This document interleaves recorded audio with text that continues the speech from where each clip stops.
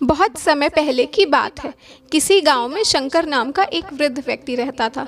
उसकी उम्र 80 वर्ष थी, पर वह 40 साल के व्यक्ति से भी स्वस्थ लगता था। लोग बार बार उससे उसकी सेहत का रहस्य जानना चाहते, पर वो कभी कुछ नहीं बोलता था।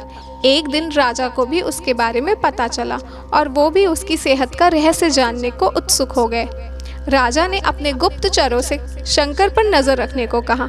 गुप्तचर वेश बदलकर उस पर नजर रखने लगे। अगले दिन उन्होंने देखा कि शंकर भोर में उठकर कहीं जा रहा है। वे भी उसके पीछे लग गए। शंकर तेजी से चलता चला जा रहा था। मीलों चलने के बाद वो एक पहाड़ी पर चढ़ने लगा और अचानक ही गुप्तचरों की नजरों से वह गायब हो गया। गुप्तचर वहीं रुक उसका इंतजार करने लगे। कुछ देर बाद वह लौटा। उसने मुट्ठी में कुछ छोटे छोटे फल पकड़ रखे थे और उन्हें खाता हुआ चला जा रहा था। गुप्तचरों ने अंदाजा लगाया कि हो न हो शंकर इन्हीं रहस्यमयी फलों को खाकर इतना स्वस्थ है। अगले दिन दरबार में उन्होंने राजा को सारा किस्सा कह सुनाया।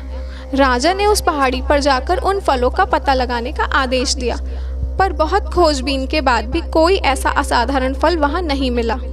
अंततः थक हार कर राजा ने शंकर को दरबार में हाजिर करने का हुक्म दिया। राजा, शंकर से इस उम्र में भी तुम्हारी इतनी अच्छी सेहत देखकर हम प्रसन्न हैं। बताओ तुम्हारी सेहत का रहस्य क्या है? शंकर कुछ देर सोचता रहा और फिर बोला, महाराज, मैं रोज पहाड़ी पर जाकर एक रहस्यमयी फल खाता हूँ। वही मेरी सेहत का रहस्य है। ठीक है, चलो हमें भी वहाँ ले चलो और दिखाओ कि वो कौन सा फल है। सभी लोग पहाड़ी की ओर चल दिए। वहाँ पहुँचकर शंकर ने उन्हें एक बेर के पेड़ के पास ले गया और उसके फलों को दिखाते हुए बोला, हुजूर, यही वो फल है जिसे मैं रोज खाता हूँ। राजा क्रोधित होते हुए बोले, तुम हमें मूर्ख समझते हो। यह फल हर रोज हजारों लोग खाते हैं, पर सभी तुम्हारी तरह सेहतमंद क्यों नहीं हैं?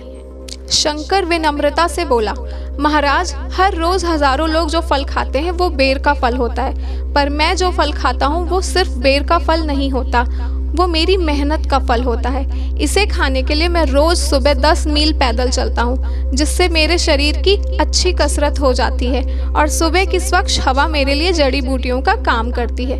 बस यही मेरी सेहत का रहस्य है।